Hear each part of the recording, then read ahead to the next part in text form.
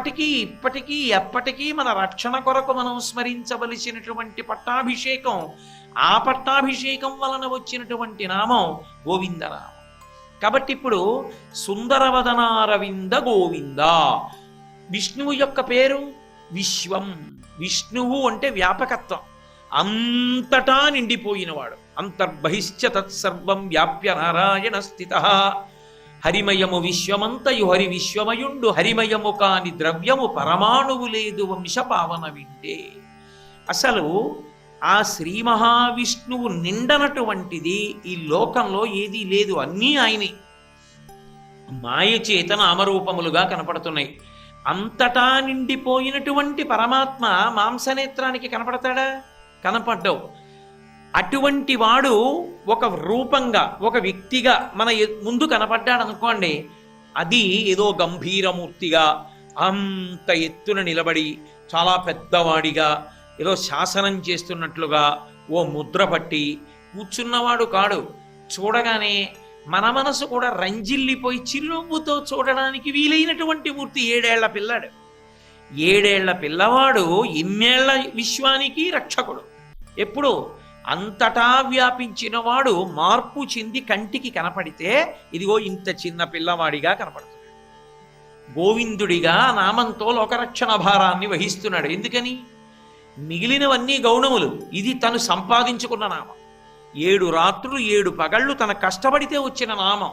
కాబట్టి ఇప్పుడు ఆ నామంతో పిలిస్తే ఉలిక్కి పడతాడమ్మ బాబోయ్, నేను ప్రతిస్పందించాలి, అవతల వారిని కాపాడాలనేటటువంటి విశేష తాపత్రయము భగవంతుని యందు వ్యక్తము చేయగలిగినటువంటి నామము గోవిందనామం.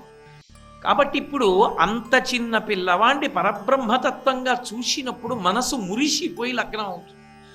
చాలా గంభీరమైనటువంటి స్థితిలో లోకానికి ఆయన తలుచుకుంటే చేసినటువంటి కర్మలకు ఎంత తీవ్రమైన శిక్ష అయినా వెయ్యగలిగిన వాడిగా, లేదా అనుగ్రహించగలిగినటువంటి వాడిగా ఆయన నిలబడి ఉన్నాడనుకోండి.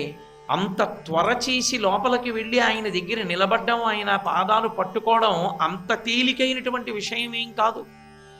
యథార్థంగా ఒక్కడే ఆనందలనే విమానంలోకి పంపించేసి బయట తలుపేసేసి వెళ్ళి వెంకటేశ్వర స్వామి వారి పాదాలు పట్టేసుకో అన్నారనుకోండి, ఆయన అంతెత్తు మూర్తి ఇలా నిలబడి ఉండగా కులశేఖరాల్వార్ పడి దగ్గరికి వెళ్ళేటప్పటికి ముందు మనకు గుర్తొచ్చేది ఏది అంటే, ఎవరు లేరనుకోండి వెనక ముందు దీపాల కాంతిలో ఆయన ఒకడు, మనం వెళ్ళి ముట్టుకో పట్టుకో అన్నారనుకోండి, అడుగు తీసి గడప దాటాలంటే ముందేం గుర్తొస్తాయి? మన అయోగ్యత మనకి గుర్తొస్తుంది. నాకంత అధికారం ఉందా?